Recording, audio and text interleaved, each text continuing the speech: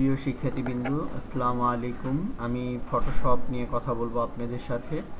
তো ফটোশপের ইন্টারফেসটি নিয়ে কথা বলবো। তো তার আগে আমি ফটোশপের যদি আমরা ফটোশপ এই প্রোগ্রামটি দিয়ে কী করা হয়, মূলত ফটোশপ নামটি শুনেই কিন্তু বোঝা যায় যে আসলে ছবির কিছু একটা হবে।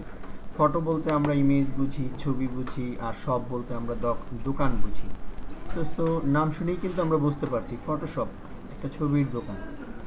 তো আমরা দেখি Photoshop CS8, Photoshop CS2, Photoshop 7, Photoshop CS3, CS4, CS5, এগুলো মূলত বিভিন্ন ভার্সন। তো আমরা যদি একটি ভালোভাবে শিখতে পারি, অন্যগুলো আমরা মোটামুটি ইউজ করতে পারবো, প্রবলেম হবে না যদি একটি ভার্সন যদি ভালোভাবে শিখি।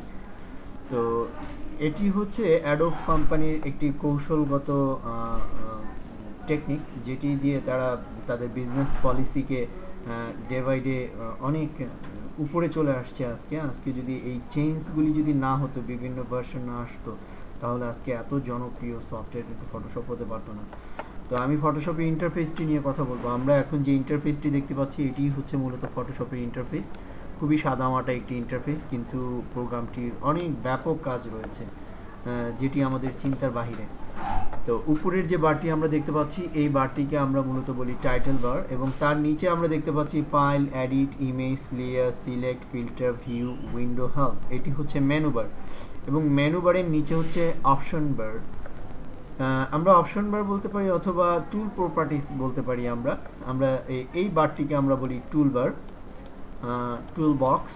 তো উপরের আমরা দেখতে পাচ্ছি এখানে বিভিন্ন টুল রয়েছে। উপরে আমরা দেখতে পাচ্ছি 6টি টুলের পর একটি এরিয়া দেওয়া, এবং তারপর 8টি টুলের পর আরেকটি এরিয়া, এবং তারপর আরও 4টি টুলের পর একটি এরিয়া, এবং লাস্টে একটা দেখতে পাচ্ছি 4টি টুল রয়েছে। তো উপরের যে টুলগুলি রয়েছে এগুলোকে আমরা বলি সিলেকশন টুল।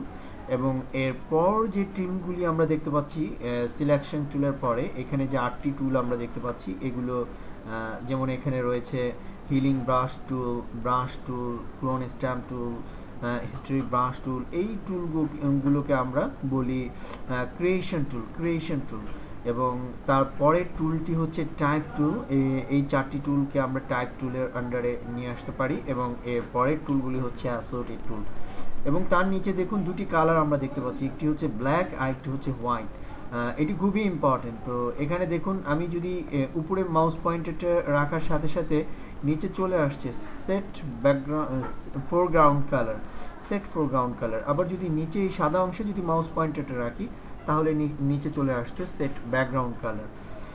তো যদি আমরা কালার চেঞ্জ করতে চাই, এখানে একটি ক্লিক করলে কালারের ডায়লগ বক্স চলে আসছে। তো আমি ফোরগ্রাউন্ড কালারে করে দিলাম লাল, এবং ব্যাকগ্রাউন্ড কালারে আমি এখানে করে দিচ্ছি ইয়েলো। তো দেখুন ব্যাকগ্রাউন্ড কালার এবং ফোরগ্রাউন্ড কালার চেঞ্জ হলো। তো আমরা এই অ্যাঙ্গেলটিকে ধরে কিন্তু আমরা কালার কিন্তু চেঞ্জ করতে পারি। আমরা ব্যাকগ্রাউন্ড কালার নিয়ে আসতে পারি ফোরগ্রাউন্ড কালারে, এবং ফোরগ্রাউন্ড কালার নিয়ে যেতে পারি ব্যাকগ্রাউন্ড কালারে। তো এটি নিয়ে আমি পরে ধীরে ধীরে আরও বিস্তারিত আলোচনা করব। তো আমরা যদি চাই সাদা কালো করে ফেলতে, তাহলে এই নিচের যে default foreground and background colour, সেখানে যদি ক্লিক করি, তাহলে সাদা এবং কালো হিসেবেই কিন্তু এটিকে দেখা যাবে। তো এখানে এইটিকে মেনু বারের নিচে যেটি রয়েছে সেটিকে আমরা বলেছিলাম অপশন বার। এটি হচ্ছে বিভিন্ন টুলের অপশন। যেমন আমরা এখানে যদি রেক্ট্যাঙ্গুলার মার্কিউ টুল এটি যদি সিলেক্ট করি, তাহলে দেখুন রেক্ট্যাঙ্গুলার মার্কিউ টুল রিলেটেড এখানে অপশন চলে আসছে। আমি যদি এখানে মুভ টুল সিলেক্ট করি, তাহলে দেখুন মুভ টুল রিলেটেড অপশন চলে আসছে। আমি যদি পলিগোনাল লেসো টুল সিলেক্ট করি, তাহলে দেখুন পলিগোনাল লেসো টুল। ঠিক এরকমভাবে প্রত্যেকটি টুলের অপশন নিয়ে এখানে কিন্তু কাজ করতে হবে আমাদের। তো এদিকে যদি আমরা লক্ষ্য করি, ছোট ছোট কিছু প্যালেট দেখতে পাচ্ছি। এগুলি হচ্ছে বিভিন্ন প্যালেট। এটা হচ্ছে navigator palette, colour palette, history palette এবং লেয়ার প্যালেট। তো এখানে লেয়ার প্যালেটটি খুবই ইম্পর্টেন্ট। লেয়ার প্যালেট সম্পর্কে আমাদের খুব ভালো নলেজ থাকতে হবে, আদারওয়াইজ আমাদের কাজ করা অনেক প্রবলেম হয়ে যাবে। তো আমি এই প্যালেটগুলিকে ক্লোজ করে দিচ্ছি। দেখুন ক্লোজ করে দেওয়ার পর এই প্যালেটগুলিকে এখন আমি কিভাবে ফ্রি আনবো, আমরা উইন্ডো মেনুতে চলে যাব। উইন্ডো মেনুতে গিয়ে এখানে দেখুন ব্রাশ টুলের শর্টকাট হচ্ছে F5। আমি এখানে কালারের শর্টকাট হচ্ছে F6। আমি এখানে ক্লিক করলে কালার প্যালেট চলে আসবে, অথবা কিবোর্ড থেকে যদি আমি F6 প্রেস করি তাহলে দেখুন কালার প্যালেটটি চলে আসলো, এবং এই কালার প্যালেটের টাইটেলটিকে ধরে আমি এখানে সাজিয়ে রাখছি।